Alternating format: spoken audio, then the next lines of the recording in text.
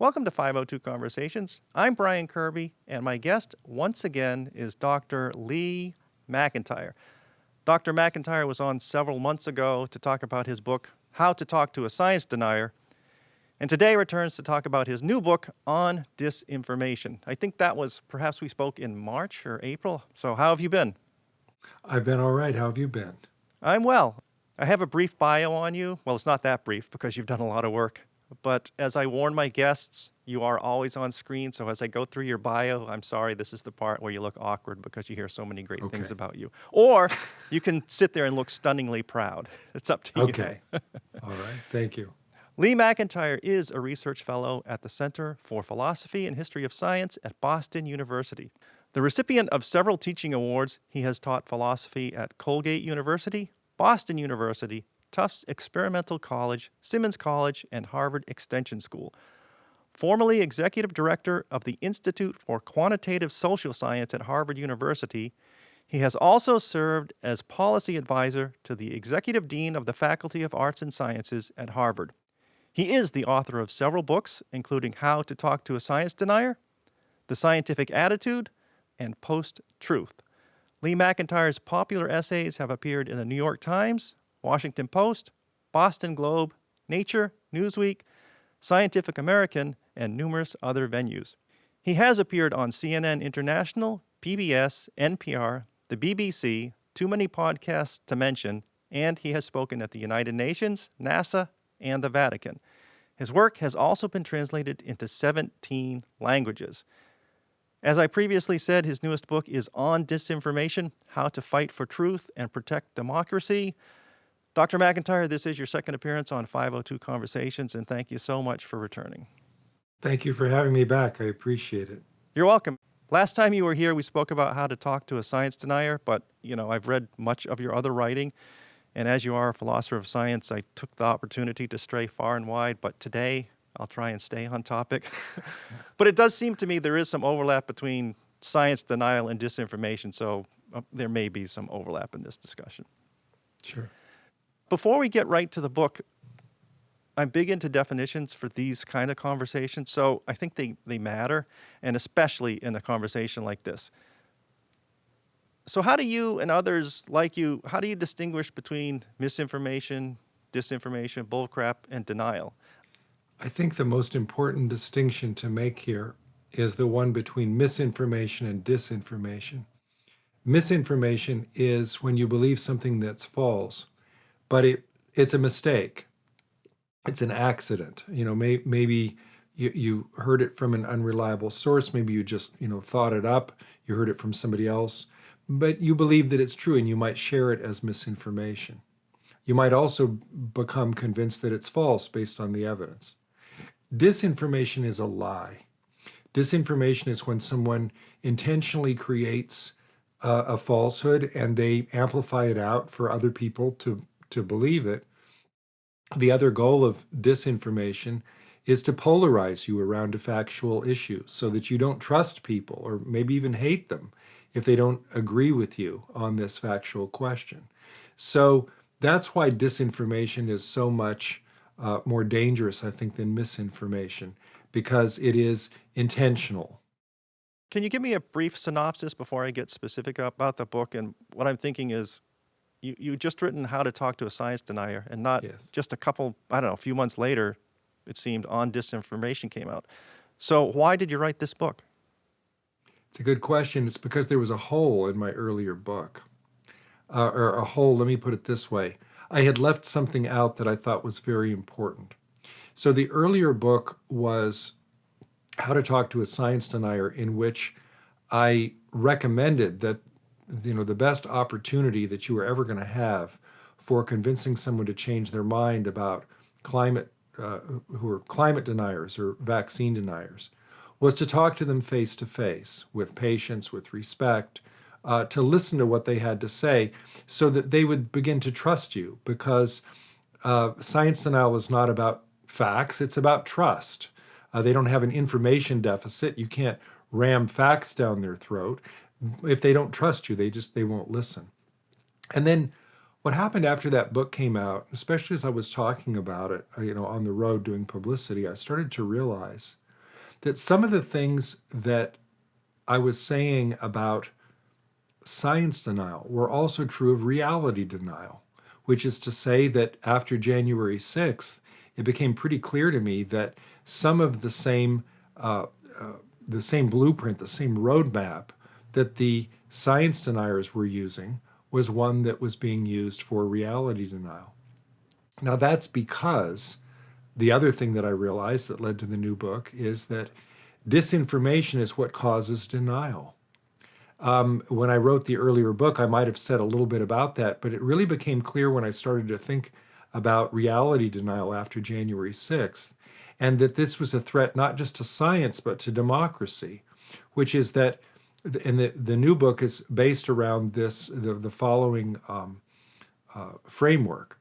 There are the creators of disinformation, the amplifiers of disinformation, and the believers of disinformation. And the way to fight back is, at least in part, to talk to the people who believe the disinformation, who have become deniers. But that's not enough, because people kept asking me about the earlier book, was it a scalable solution? And I had to finally admit it was not up to the task that you needed it to be, because you can't debunk your way out of an infodemic. You can't just wait for people to be infected with the disinformation. So I wanted to write a new, very short book to plug that hole, because I think not only is it relevant now for democracy and not just for science, but what I want people to see now is that it's not enough just to talk to somebody once they believe a falsehood. You have to try to keep them from hearing that falsehood. And the way to do that is to fight back on the amplification of disinformation. We're now, about exactly a year away from the presidential election in 2024. And the disinformation has already started, and it's going to get worse. And we don't have much time, and we're not getting a lot of cooperation from the social media companies and partisan media or the government. And we need to figure out how to push back. And that's what my new book is about. I have questions about each of those subheadings, and you've already just answered one of them before I even get to them. One of the questions I did have was, this book does read political because it's how to fight for democracy. Yes. But as I think you've just alluded to quite heavily, disinformation does not have to be political, correct? That's correct. I mean, disinformation can come from the left or the right. I mean, the whole modern information warfare was invented in Lenin's Russia in the 1920s to fight back against the counter-revolutionaries. The tactics of modern information warfare really come from Felix Dzerzhinsky, the first director of the Cheka. Hard to get more left than that. So left or the right. It can be left or right politically, but it can also be for science reasons. I guess in How to Talk to a Science Denier, kind of, except for flat earthers, there usually is a political bent to it, I guess, for climate change. Well, that's because it's politicized. That's because someone decided later to politicize it. You write about this. What is the post-truth playbook? The post-truth playbook is really the roadmap for how to create a disinformation campaign. It's the strategic denial. You want to make people believe the falsehood and end up on your team. There's a page in the book in which I outline this. I'm not sure I remember the page verbatim, but the idea is supposed to be, well, actually, can I find the page? Because Sure. I think that will be... Actually, I meant to have the book here to hold it up. So here's the page that I discuss at page 3 in my book on disinformation. The post-truth playbook goes like this: attack the truth tellers, lie about anything and everything, manufacture disinformation, encourage distrust and polarization, create confusion and cynicism, then claim that the truth is available only from the leader himself. The goal is not merely to get people to believe any particular false claim, but to so demoralize them with a tsunami of falsehood that they begin to give up on the idea that truth can be known at all outside a political context. That's frightening It because is. you could back up, man, and just see that happening. But you also can see it happening in these cult leaders that separate from families and whatnot, and they become the source and everybody else is against them. It's really frightening what you just read, especially as we can see it happening. It is frightening because what you realize is that the point is not just to get you to believe a falsehood. It's to distrust and hate the people who don't also believe that same falsehood. And that's how cults are created, aren't they? The book looks at democracy threatening consequences, but I also want to go through that playbook a little bit, if you don't mind, and look at the personal Sure. consequences of disinformation resulting in a huge impact. And this may be an overused example. So what I'm asking is, how does someone simply go from not voting for Democrats, that's just not my party, to believing that the party is actually made up of satanic pedophiles that have a home base at a pizza parlor? And then not only do you believe it, but you act on it and you arm yourself and you go to try and rescue the enslaved children. And like I said, maybe that's overused, but if that's overused, do you have a big lie or disinformation denialist campaign example that you can think of and historically pull it apart for me from small beginnings to huge impact? January 6th, it's the same. I mean, it's the same. People are radicalized around a falsehood. And I mean, the point of doing that, the point of creating a team is not just so that they believe what you want them to believe, but so that that untruth is weaponized so that you can get them to act on it. I mean, the point of the thing around Comet Pizza, the satanic pedophile campaign, something was happening in the basement of Comet Pizza, was disinformation that was created, for political purposes. But a very foreseeable consequence of that is that somebody was going to go there. And the guy who went there brought a gun and he discharged the gun, trying to find the basement where, all this alleged stuff was happening. There was no basement. So, this was just made up out of whole cloth and was, dismissed as, Pizzagate, but somebody could have gotten hurt. But now look at January 6th. Somebody did get hurt. The big lie was a disinformation campaign. It was a weaponized falsehood that was intended not only to get people to believe something that wasn't true, but to form a team around that, to form a movement around that falsehood that was later put into action, triggered by Trump to get something that he wanted. And that's the point of disinformation. It serves the interest of the person who creates it, not the person who believes it. Some of those January 6 people went to jail for no good reason, for something that didn't even serve them. It served Trump, not them. And I will also point out, I think Edgar Welch went to jail, right? And he had a family. So there's an impact. It's not as big as January 6th, but there's a far-reaching impact there. Plus, his name is going to be synonymized now with that activity. Here's a topsy-turvy for you, though. All right, so you just mentioned January 6th. So Trump's false claims of election fraud. They've been coined the big lie, right? The big lie. There was no stolen election. There's no massive fraud. There's no evidence. So it's Trump's big lie. And he knows it, right? He was told there was no evidence, yet he carried on with the big lie, and he had other people go out and carry on with it. Now we have a new big lie, though. We have some on the right claiming that January 6th insurrection is actually a big lie. I hear people saying there was no insurrection. It's a big lie from the left. I mean, even though we all saw it unfold live on TV. And some of the there was no insurrection rhetoric is truly odd, such as I've heard Scott Adams say twice, at least twice, that there's no insurrection because they failed, or that they never could have thought they were going to be successful, so there was no insurrection. So to me, that's like saying if a bank robbery is foiled, there's no crime. What are your thoughts?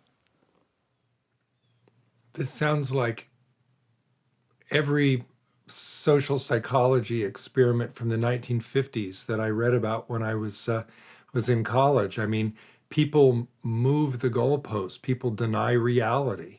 people, rewrite history, however you want to think of it. There was a terrific example of this, again from psychology, a famous experiment where there was a psychologist who studied this cult group that believed that the world was going to end on a particular date and a particular time, sold everything that they had, went up on the top of a mountain to wait for the alien spaceship to land to rescue them before the world was destroyed. The appointed hour came. They were not rescued. The world didn't end. And you'd think that maybe that's the point at which to give up your belief. Oh no. Then that belief became, our faith was so great that we saved the world. That's why the world didn't end. It's because we got the word out and we saved the world. People do this all the time. They rewrite history. I've heard other rumors that the January 6th was a false flag operation, that it was Antifa or Black Lives Matter in disguise. But some of the people who say that also say, well, there was no violence on January 6th. But how can both be true? How can it be true that there was no violence, but that the violence was committed by Antifa? It doesn't make any sense. It's just, it's a kind of epistemological flailing. It does not make sense. So when I said to you, the insurrection was a big lie, it's just a lie from the left, it was just people gathering, even though they went in and, they had no chance of succeeding. So, I mean, have you heard it phrased like that? I have not heard it phrased exactly like that. Okay. But I will point out that the powers of the mind to protect the ego, to protect your belief, to not make you seem like you've been duped or that you're a chump, are very strong. Mark Twain said that it's easier to fool somebody than to convince them that they've been fooled. When the evidence comes forward that we've been fooled, we will do anything to protect our ego, to try to make it clear that, no, we weren't fooled. This is really actually true. And that's the danger, isn't it? And this is why Trump, for all his buffoonery, doubling down and tripling down on the big lie, has been effective for him, because people don't want to admit that they were wrong. Well, let's talk about the creators of disinformation. And disinformation, it is intentionally created, unlike misinformation. But can it also start as misunderstood partial truths, or like an accidental coalescence of many partial truths, like folklore variants? Things start. It's a good point, not often made, but it's a good point that disinformers will sometimes look for something that people already believe. Maybe they'll look for a piece of misinformation and then exploit it and build around it. So say there was already some misinformation out there about vaccines. People were concerned, for whatever reason, they were misinformed about, say, the idea that, by injecting you with the flu virus, as a flu vaccine, that it could cause the flu, something like that. That's misinformation. But you could then exploit that and create disinformation surrounding it. Just take the anxiety of what somebody else, already believed.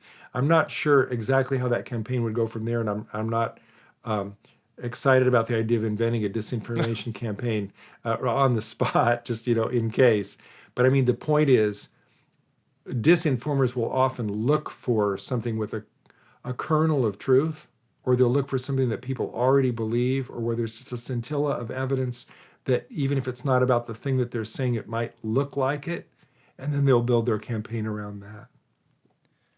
It seems odd to go from a little bit of misinformation, maybe what did you say, vaccines cause the flu, to there are microchips in mRNA vaccines. That disinformation campaign was very effective, too. It was. And here's the thing. If you get the live nasal flu vaccine, it can cause the flu in rare cases. But when you're injected with the dead vaccine, it cannot. But people get confused between those two. See that misinformation, they get confused. Now, the point that you bring up about the microchips in the vaccine, see, so people are already anxious about vaccines. So what happened is that, this pre-existing free-floating anxiety about vaccines got channeled by the Russians, who created, or at least massively amplified the lie that there were microchips in the vaccines. And they did this through an English language propaganda arm of the SVR, which is the Foreign Intelligence Service, what used to be the KGB, and said in April 2020, just a month into the pandemic, any future vaccines developed in the West will have tracking microchips in them, courtesy of Bill Gates, who has patent 666 on this technology. The bottom of the article, share on Facebook, share on Twitter, which a massive number of people did because the following month, 28% of the American public believed it. Now so that was a wildly successful disinformation campaign. Why did it happen, by the way? What was the Russian interest in this? They had a competing vaccine called the Sputnik. They wanted people to take that. It was lucrative. I mean, there was an economic incentive. There was national pride. They called it the Sputnik, for goodness sakes. So did they care that thousands of Americans died because they didn't take their COVID vaccines because they were worried about tracking microchips? I don't think they probably did. But that's how it happens, right? They'll take something that's already upsetting or anxiety producing. They do it in the political scheme as well. There was already some enmity between Hillary voters and Bernie voters in the primary in 2016. A lot of those memes that the Russian government put out in 2016, the pro-Trump memes, were trying to convince Bernie voters and African American voters and Christian voters just not to vote. Maybe it was different for the Christian voters, but the point is they were looking at naturally existing fault lines. And, so if you can convince the Bernie voters that, well, Hillary, there's just really no difference between her and Trump, so you shouldn't vote at all, then that was a vote for Trump. And, so there was a lot of Russian disinformation around Jill Stein as well. Now, remember what I said before, it's easier to fool people than to get them to admit that they've been fooled.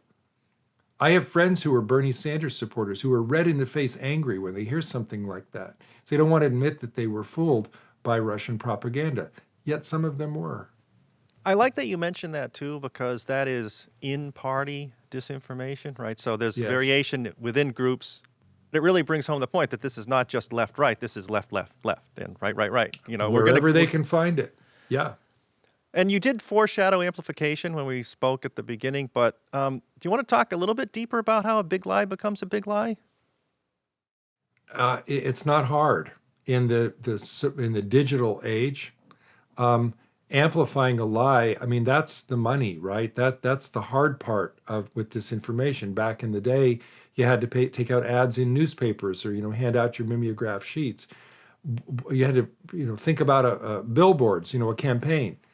Now, if you've got a website, if you've got a way to crack into social media, which is easy to do. So these campaigns are exploited or created and exploited by people who understand that without amplification, disinformation is useless. And so you get these weird things happening, like the Center for Countering Digital Hate found in 2019, that 65% of the anti-vax propaganda on Twitter was due to 12 people. Now, they were a very prolific 12 people, but that was only 12 people. So it suggests that these days you don't have to have that many people amplifying something for it to go viral. There are good actors that make mistakes, all right? And this came up in your book. So, and what I mean by that is, this was very interesting to me. So you wrote, when a news outlet reports an accurate truth, if it happens to conflict, say, with the viewer's belief, the viewer may dismiss the reporter or the network as of course that's what they say, they're biased, right? So then as a result of this, sometimes in an attempt to quell that knee-jerk reaction, I guess that'd be the term, sometimes both sides of a story are told, even though the facts are really one-sided, or at least heavily lopsided. So how does telling both sides backfire and doesn't lend credibility, but it actually amplifies disinformation? Because anytime you repeat a lie, you're amplifying it. Even if you're trying to debunk the lie, you're still amplifying it. Now, there are better and worse ways to do that. The worst way to do it is to have a split screen where you have, two people on and you give them equal time on a factual issue. As if you have a rocket launch from NASA and you have, an award-winning scientist on one side and a flat earther on the other to try to debunk the idea that the rocket is actually taking off. Now, they don't do that. But what they used to do is have exactly that scenario for climate change or anti-vax. I mean, you used to see mainstream media, it's called false equivalence, and they used to do this. And by the way, a lot of networks still will book liars on their program to talk not about matters of opinion or matters of politics, but about matters of fact. It drives me crazy to see mainstream cable news outlets have people on who deny the truth of the outcome of the 2020 election and don't push back on them. Just treat it as if, well, that's a political disagreement, but what do you think about the deficit? Or, what do you think about the situation in Israel? They'll move on from the fact that the person is a liar on, an enormously important point. Now, I had a journalist push back against me on that point once by saying, well, what are they supposed to do? These are, people in Congress in some cases, they're newsworthy. But I think that's a cop-out. I do think that you need to, be able to push back. If you're going to have them on the program, you at least need to be able to do a baseline of pushing back when they're, when they believe a lie. Let me issue a slight mea culpa there. I don't do this as much anymore, and it'll come out why later. But I also host political conversations. If we have candidates in town, I like to do a conversation, not a debate. Yeah. And I must say, at one time, I had someone on, and this person was being described by the other side as a certain way. And so I said, well, this is how you've been described. Can you respond to that? And I was trying to give him the opportunity to say, well, this is why that's false or whatnot. But he took it as I'm amplifying it just by mentioning it. When my intent was to say, here's what, do you want to respond to this? And actually, it was there were accurate parts to it. So do you want to defend that part and say, this is why you vote that way or not? But instead, he threw a tantrum and accused me of, you're just getting the lie out there. But it worked for him because then when we went on to other topics, I did have facts. But I didn't respond to any of those because the tantrum worked, right? I was worried about ramifications for my station here. I was worried about a phone call later on. So okay, there's a mea culpa, but sort of not really, I guess. I don't know. Well, but I'm so glad you mentioned that, because one of the goals of disinformers is to try to silence people, in the media. To accuse them of political bias, to make them, feel like they're doing a disservice to their audience if they don't tell, the other side of the story that may be false. So, I mean, the idea of bullying or intimidating, somebody who's interviewing, that's straight from the Trump playbook, isn't it? And look how that happened, not that many months ago in that CNN appearance with Caitlin Collins, where the audience was packed with Trump supporters. I mean, did she have a chance, even if she tried to push back? I will say that this candidate was a disinformer with a small d, probably just the standard political campaign stuff that you don't want to talk about, or if you get asked, you just want to shift it your way. But let's talk a little bit in a different light. You mentioned Facebook and the regular news media. We just spoke about that. But there are other means of amplification of disinformation, and people that just claim ignorance or that they're not really doing it. Well, let me give you an example. So if I'm thinking big here, I guess I have to mention Joe Rogan because I'm thinking that big. He's got millions of listeners, right? So when he platforms disinformation, he gets called out on it sometimes, right? Okay. But he hides behind, listen, I'm a comedian, I'm just putting on a show, I'm not a scholar, I'm not an academic, people shouldn't listen to me, this is just entertainment. Whatever he says, he's not responsible, right? He's just putting a show, or he's just putting it out there and let the chips fall where they may. So, or just going for ratings, there's another one. He wouldn't say that, but some people do, right? Yeah. So is it fair to hide behind that, or is that what you call willful ignorance? And you can say, I don't want to talk about, you're not familiar with him or whatnot. It's hard. I don't watch his program, but it's hard to say because the example that immediately comes to mind for me is Sean Hannity, who made the same defense. Okay. In court. So Sean Hannity was called on the witness stand about in the or maybe it was for the deposition. I don't remember the details. But I mean, his defense against the idea that he was lying to his audience, not just sharing falsehoods, but doing so intentionally was, I'm not a journalist. I'm not a news person. I'm an entertainer. I'm a TV personality. I'm not sure that's a defense, especially since everything about the broadcast is made to make it look like what he's doing is news. So, I think that's at least disingenuous, and just really it allows a certain kind of irresponsibility, especially when you've got somebody who's smart enough to know when they're being manipulated, when they're being bamboozled by someone else, and then they'll amplify that person's lie. You're making me wonder what I am. What's my role?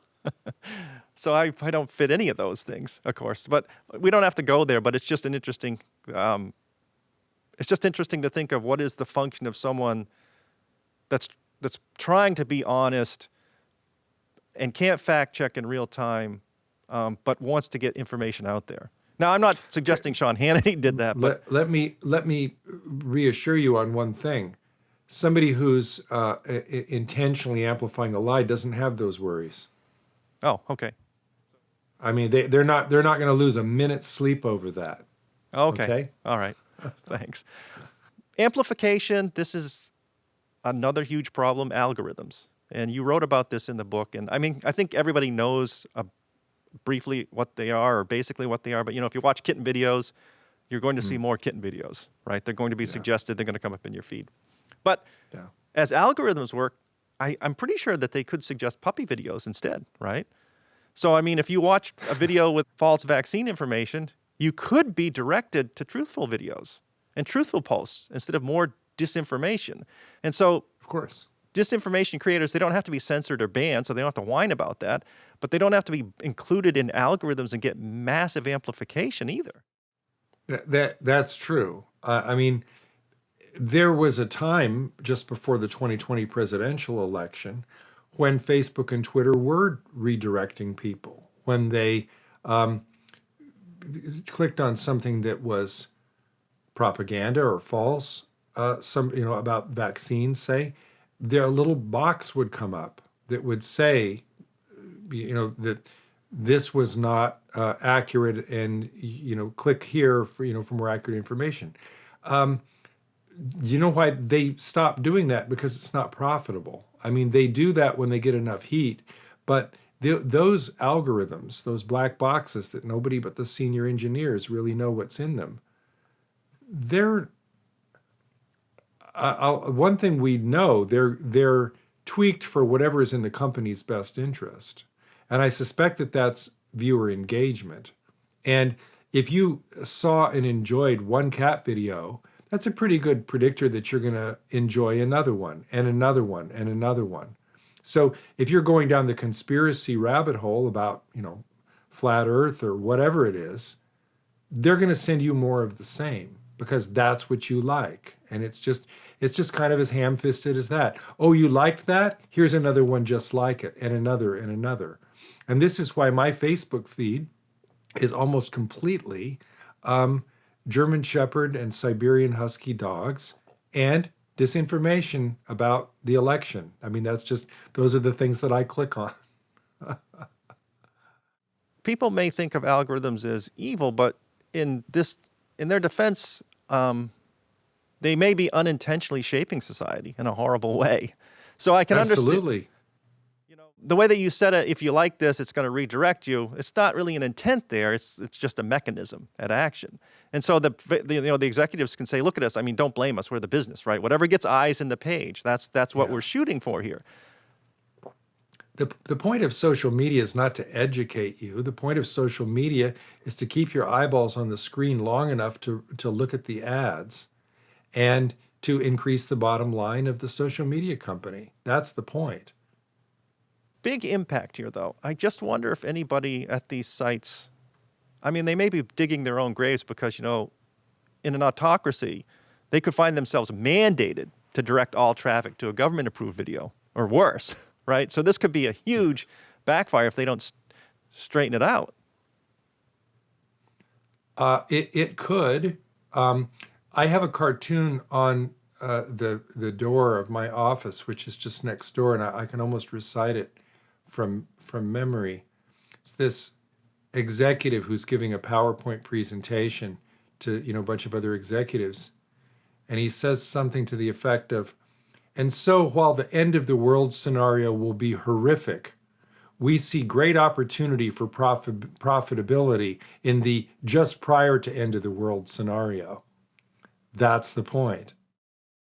It's a difficult question because I'm not assuming ill intent. I'm assuming profit, like you're saying, and just no foresight. And also, I can also see them, a social media site defending itself that they don't want to take a stance. So, right, if they redirect people, Yes. They're actually getting involved politically. They're making the decision. Well, yes, but I don't think that the social media companies can just hide behind that either, because they could do more to fight disinformation. And we know this because they have done more to fight the things that hurt their bottom line. You never see pornography or beheadings or terrorism on your Facebook feed. And the reason you don't is because they fight that. They have a human team of thousands of people who scrub for that. They don't leave that to the algorithms. It's too important. But when it comes to propaganda about January 6th, or the big lie about the election in 2020, or about vaccines, they could do more, but they don't. So they must have made an economic calculation. I mean, look, there is such a thing as willful ignorance, willful blindness. They understand that they're causing damage, but it would cost them too much to fix it, so they don't. I mean, Mark Zuckerberg, after the 2016 election, said it was crazy to think that any sort of Russian memes on Facebook, the disinformation on Facebook, had affected the election. He said it was crazy. And then he later admitted in 2017 that 160 million people saw those posts. Is that enough to affect an election in a few states? Probably so. So, I mean, I don't buy it when they say that they couldn't do anything differently. And I mean, Elon Musk in particular, does he honestly think that any sort of content moderation is censorship? Or is he just using that as a talking point because it allows him to put up the things that he wants? I mean, my view is, of course it's not censorship. Censorship, for one thing, I mean, the First Amendment protects you from censorship from the government. The social media companies are protected by Section 230 of the Communications Decency Act. They can put up or take down what they want and not be sued. So he can't, it's not, so technically it's not violation of the First Amendment. So he'd claim it's censorship. I offer the following challenge. Why is amplifying someone else's lie, refusing to amplify someone else's lie, censorship? I mean, suppose you were a free speech absolutist. You thought, even if I hate the message, I've got to allow them a forum. Well, so you might say, okay, the Ku Klux Klan wants to have a rally at the park, and I hate their message, but we've got to give them the rally permit at the park because otherwise we're violating the First Amendment. Does that mean that you have to go down to the rally and help them pass out their flyers? Does it mean you have to give them a microphone? No, it does not. But that is exactly what's happening at the social media companies. They're giving a microphone. They're amplifying the message. So, that is not, refusing to amplify disinformation is not censorship. Let's talk about the believers. All right, we'll move on from amplification. So why people believe. And I think there's a lot of hidden factors in the nature of disinformation. And what I mean about that is, human nature, people are people. So we want quick and easy answers, right? Where a lot of us are living our lives and we don't have time to vet everything. So I'll watch Tucker Carlson. I'll let him tell me what to think. Right. Or I'll let Rachel Maddow tell me what to think. Yep. Right? So we seek verification, not falsification. So, and you can talk about the Vienna Circle if you want to. You're a philosopher of science, but you don't have to. So my hero didn't lose the election, right? I can find all kinds of false reasons why I'm right. But I'm not going to look for why I might be wrong. So if one is exposed to and believes disinformation and then becomes a denialist, also from their perspective, they're the truth seeker. They're the candle in the dark. Yeah. Right? So what's your understanding about how that scenario happens to a person, living their lives, doing the best they can, at least at first, and then ending up where we are? It's a very rare thing for somebody to want to gather information to revise their belief, to seek it out. I mean, the only people that I can think of who just do it routinely are scientists. Scientists seek, and this is where you mentioned the Vienna Circle, I mean, scientists seek out falsifying evidence to bulletproof their theory, to see if they can show that there's something wrong with it, because they can be, darn sure that another scientist will do that for them if they don't do it. So scientists have this wonderful flexibility of open-mindedness and flexibility to say, I believe in the evidence so strongly that if the evidence is sufficient, I'm going to change my mind. I'm going to change my theory. I don't see that happening around other factual beliefs, just, in the lay public very often. It's too bad. It would be wonderful. Now, I don't want to draw false equivalence between Hannity and Rachel Maddow, because Hannity lies, and it's been proven through his depositions in the court case of Dominion voting machines. Rachel Maddow tells a story, and it uses the facts that fit the narrative of the story. So it's a kind of confirmation bias. Sometimes she will, ask the sharp question and, examine what she's doing, and that's why I watch her. But sometimes, if there's a criticism that you can give, it's the confirmation bias criticism, the idea that this is the narrative that you believe, and so you're looking for facts to make it true. You shouldn't do that in science either. That doesn't, look, to use the analogy, in science, lying is like fraud. You don't do it. But confirmation bias, you don't want to do that in science either. That probably won't get you fired. But if you just cherry pick evidence for your scientific theory, that's pretty bad.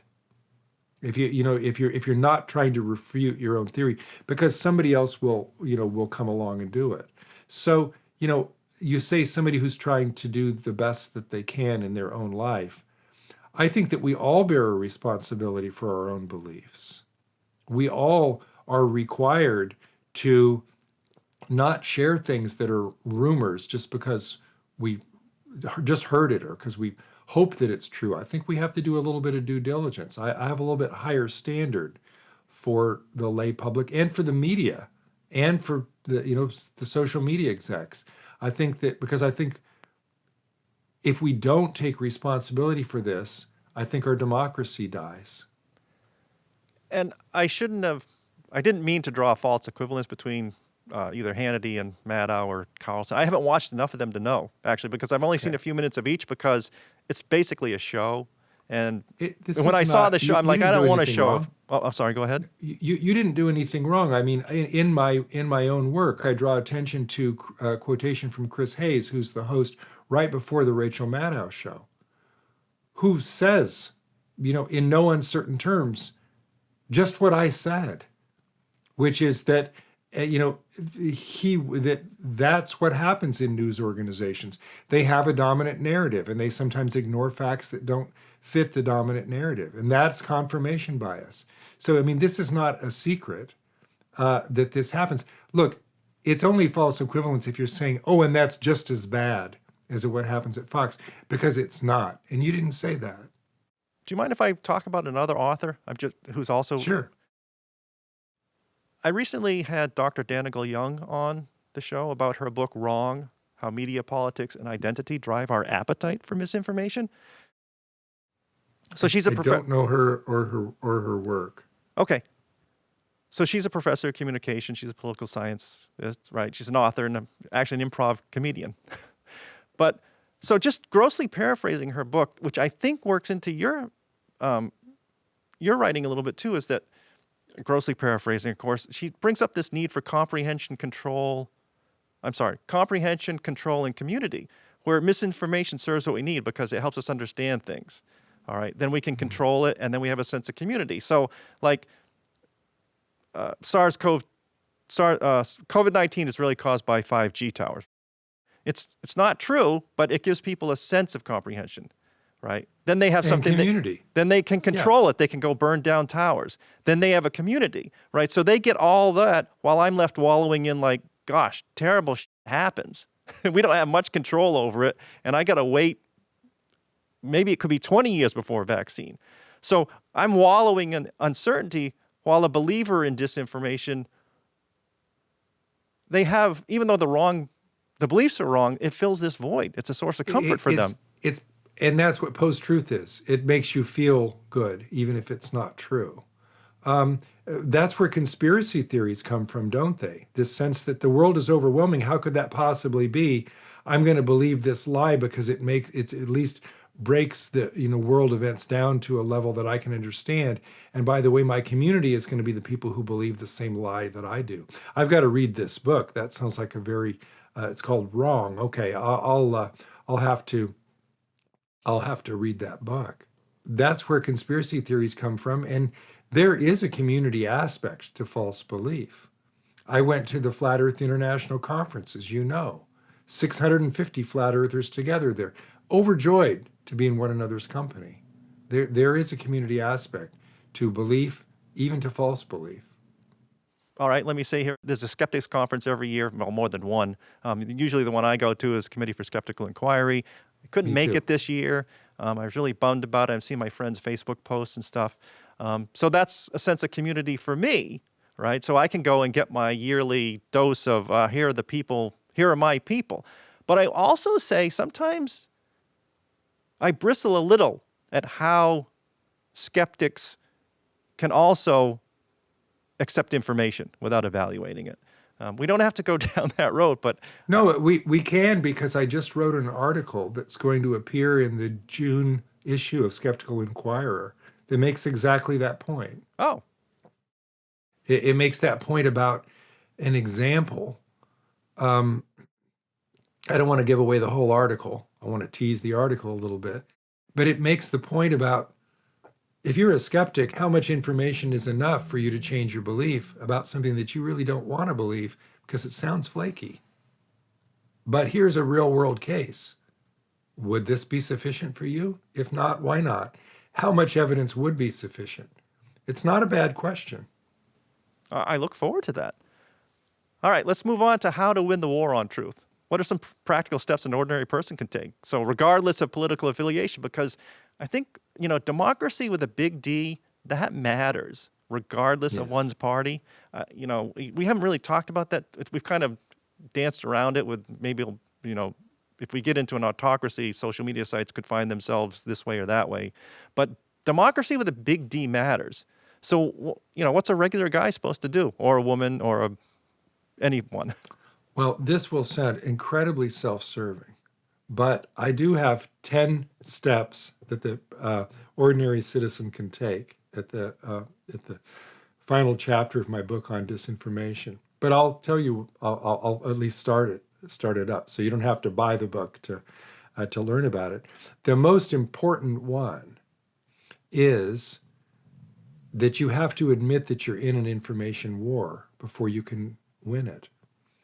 If you put your head in the sand and you're cynical and you think you just can't know the truth, there's no such thing as objective reality, there's no such thing as objective truth, it's just too hard, I can't fact check everything, I give up, then the autocrats have taken a big step forward, maybe even one. Likewise, if you become convinced that there's nothing that you can do, that there's no way to fight back, that this is the province of governments and media outlets, not of ordinary citizens, then you've also given away your chance to do something about this. So what I do in the book is say, this is not misinformation. This is not a natural disaster. This is not something where you can prepare to a certain extent, but then put your head down and just ride it out. This is something that you can fight back. There are real people, nameable individuals and organizations that are creating and amplifying disinformation. And the thing that they fear the most is being exposed, because one of the goals of disinformation is to hide the fact that it's disinformation. So if you name those individuals, you show where their money comes from, you spread the word about that, you're a warrior fighting for truth and democracy, I think. Why let the disinformer be the only one who's repeating the truth, repeating the lie and amplifying it? You can repeat the truth and amplify it. You can pass knowledge hand to hand. You can form groups to talk about it. You can go to protests before the election. You can organize people to vote. There are all sorts of things that you can do. One of the most important books that I ever read was Tim Snyder's On Tyranny. I mean, that book gave me hope. I mean, I still remember chapters in it like, don't obey in advance. Yes, exactly right. I mean, and I wrote On Disinformation because I was inspired by that book. I mean, it's no coincidence that my book is the same exact size and length as that book, because I thought a few years have gone by and I now want to provide something that can give people hope, this time before the election, and some practical steps that every one of us can take to push back. And by the way, my marketing campaign for this book is, of course, I want to sell some books, I want to get it out there, but my real goal is to have people read the book.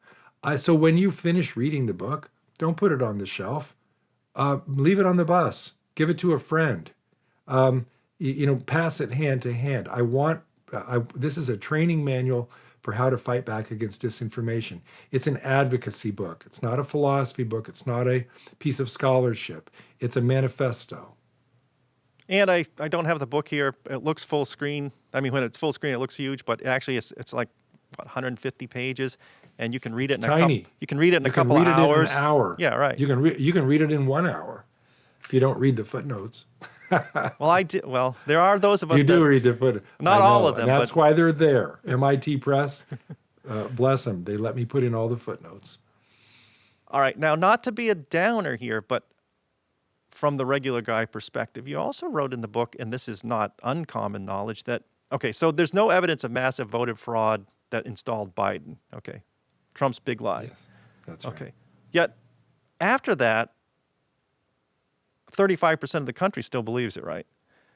But worse, the interesting thing is, while denying the election, right, while denying that Biden is the rightful president and that Trump really is the president, so, they're believing the big lie, close to 20 Republican-controlled states have now implemented laws so elections can be stolen and the voters' will thwarted. Correct. So a conspiracy theory has now become an open conspiracy. So they've taken a big lie from the left and they're making it into it could become a reality. They've taken it, it's the irony here is that they took the big lie that there was a stolen election and have used it as a pretext to put in laws that will allow them to actually steal an election. So if that happens, I mean, is that going to be obvious, or I mean, are we going to see an accurate count and then a rejection, or are we never going to know? It depends on who the Speaker of the House is. Now, we've just got a new Speaker of the House, but careful. I've heard some commentators on CNN and other networks get this wrong. Mike Johnson will only be the Speaker of the House if he, well, for one thing, if he holds on to his speakership and, doesn't get booted out like Kevin McCarthy did. But I mean, even if that doesn't happen, there will be a new Congress that starts in January 2025. So it won't be the old Congress that votes on the new January 6th, right, that counts the votes. It will be the new one. So we might have a new speaker. It might be a Democratic speaker. We don't know who will be speaker. So I heard someone on CNN the other day saying, oh, now Mike Johnson is going to be Speaker of the House, when they count the votes from the 2024 election. No, that's wrong.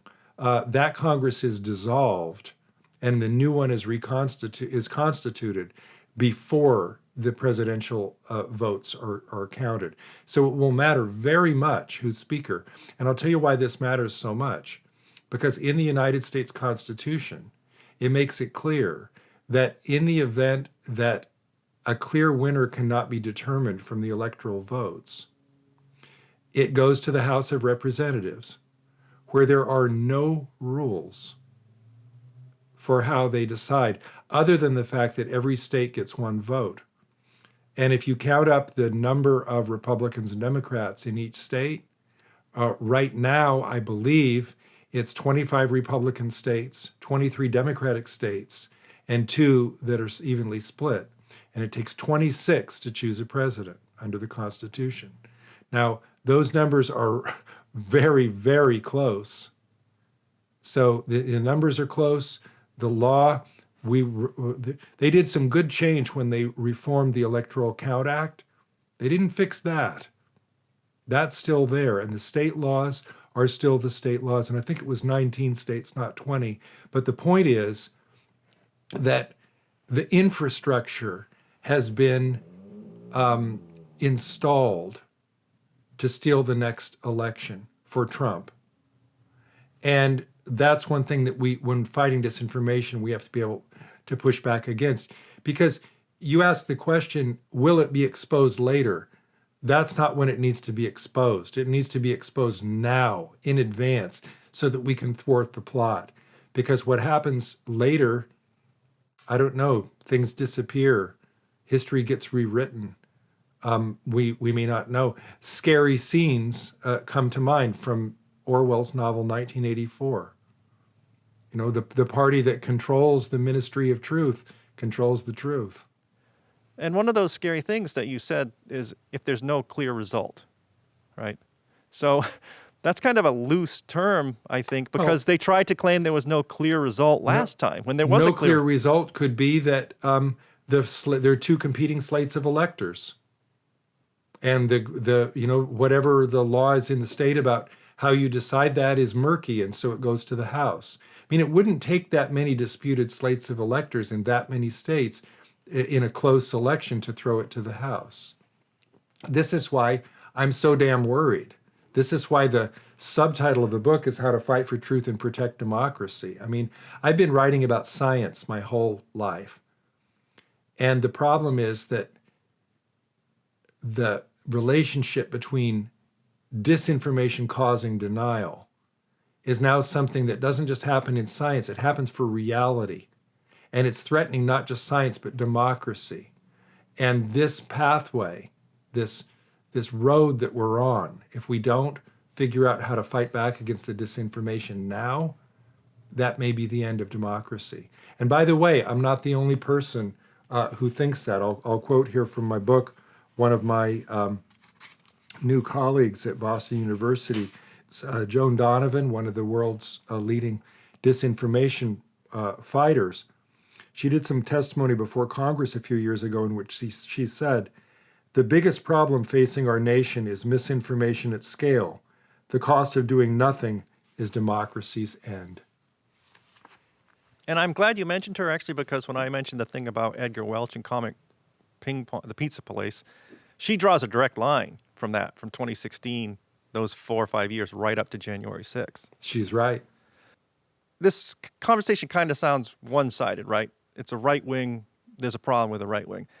But can you think of a disinformation on your team that you've had to confront and think about and what steps to take? I don't know what your team is.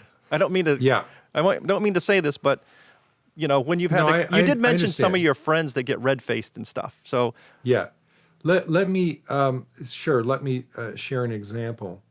By the way, again, I want to be careful here because most scientific disinformation about climate and about vaccines does come from the right.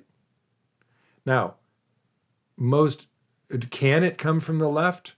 Yes, it could. And I already talked about the example of, V.I. Lenin's creation of the, modern information warfare. But that's pretty far back, if you got to go back 100 years to get somebody from the left. So let me be a little more contemporary.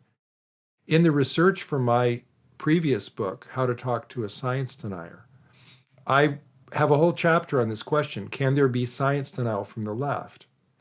And what I determined is, yes, it's possible, because there are examples from the past when there has been. It used to be that vaccine denial before the COVID era was pretty evenly split between people on the right and the left. Now, after COVID, that's not true. It's now more likely to come from the right. In fact, you've even seen some people from the left who were vaccine deniers change their mind because they don't want people to think that they're conservative. The biggest example I can think of is the safety of GMO foods. There is no scientific evidence that GMO foods are dangerous to human health. Now, I said that very carefully. That does not mean that pesticides are not dangerous, or that there aren't some companies that invent GMOs to tolerate more pesticides and the pesticides end up our food and that's dangerous. I'm making the very narrow claim that there's no scientific evidence to show that GMO foods in and of themselves are dangerous to human health. But there is a lot of pushback from the left about this, a lot of left-wing organizations who are virulently opposed to GMOs. And I think that now disinformation has to be intentional. And so, I wonder, is that really an example? So that's an example of science denial. Is it an example of disinformation? I'd have to think about that one, because I'd have to think about whether they actually believe it, which I think they do, versus whether they're doing it for cynical purposes. And I don't want to hang that around somebody's neck. I'll say that I think that science denial come from the left. I'm not going to use that as an example of disinformation, because I would have to think more about whether people were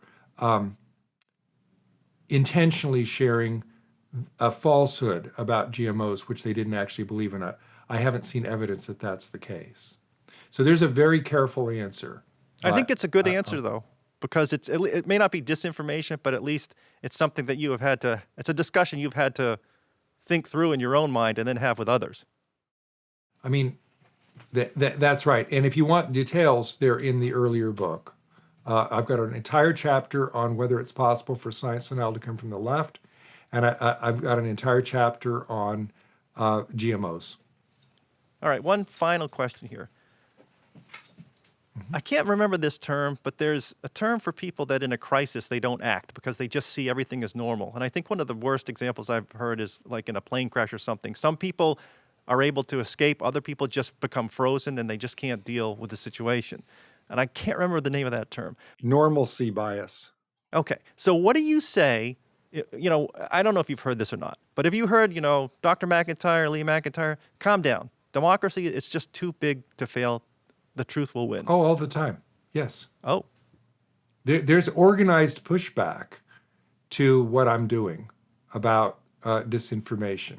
People who claim that I'm an alarmist, that all, the people in favor of content moderation or who are pushing back on disinformation are alarmist.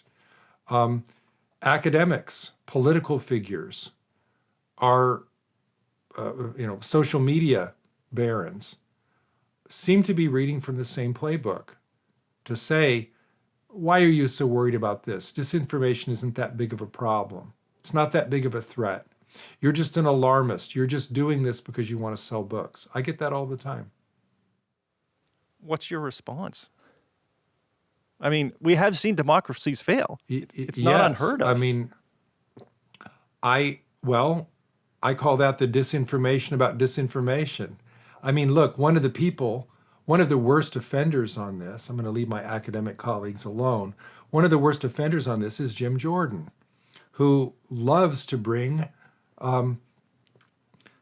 disinformation fighters before his committee, whether it's Truth in Government, I don't even know what they call weaponization of information. I don't even know what it's called. And, try to claim that they're doing this for partisan purposes. So the irony there for me seems to be that he's using the fight against disinformation, he's using pushback against the fight against disinformation as a way to spread his disinformation. I mean, it's disingenuous. I don't look. It seems to me that I want to say it's organized. I don't know if it's organized or whether it's just people who are reflexively pushing back against anything that seems as if it's against their interests.